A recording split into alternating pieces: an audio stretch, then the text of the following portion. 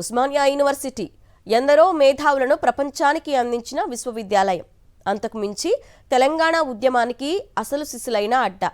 అలాంటి ఉస్మానియా యూనివర్సిటీని ప్రపంచ స్థాయిలో అభివృద్ధి చేస్తామని సాక్షాత్తు ముఖ్యమంత్రి రేవంత్ రెడ్డి ఓయూ గడ్డపై గతంలో ప్రకటించారు. అవసరమైతే 1000 కోట్లు మంజూరు చేస్తారని చెప్పారు. మౌలిక వసతులు, ఇతర అభివృద్ధి పనులకు సంబంధించిన వాటికి డిపిఆర్లు తయారు చేయాలని సంబంధిత అధికారులను ఆదేశించారు.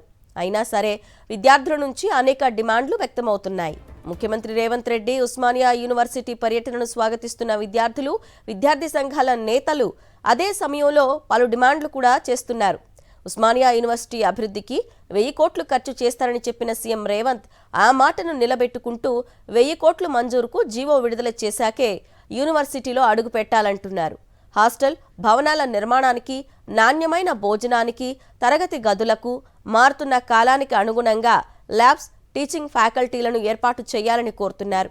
1000 కోట్లతో ఓయూను ఆక్స్ఫోర్డ్ యూనివర్సిటీ స్థాయిలో తీర్చిదిద్దుతానని హామీ ఇచ్చిన సీఎం రేవంత్ రెడ్డి ప్రభుత్వ సలహాదారు కేశవరావుతో కమిటీ ఏర్పాటు చేశారు. త్వరలోనే కేశవరావు కమిటీ సీఎం రేవంత్కు నివేదిక సమర్పించనుంది. విద్యార్థులు ఎదుర్కొంటున్న సమస్యలు అలా ఉంటే యూనివర్సిటీలో అధ్యాపకుల కొరత తీవ్రంగానే ఉంది. టీచింగ్, నాన్ టీచింగ్, కాంట్రాక్టు ఉద్యోగులు సైతం పలు డిమాండ్లు ప్రభుత్వం ముందుంచారు. 2004కు ముందు నియామకమైన అధ్యాపకులకు ఓపీఎస్ అమలు, 2004 తర్వాత నియమితులైన ఉద్యోగులకు సిపిఎస్ను సమర్థవంతంగా అమలు చేయాలని డిమాండ్ చేస్తున్నారు.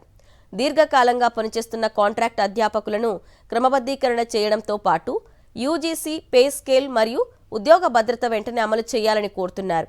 నాన్ టీచింగ్, కాంట్రాక్ట్ ఉద్యోగులకు క్రమబద్ధీకరణ జరిగే వరకు సమాన పనికి సమాన వేతనం, గ్రాడ్యుటీ, ఉద్యోగ భద్రతతో పాటు టైం స్కేల్ ఇవ్వాలంటున్నారు.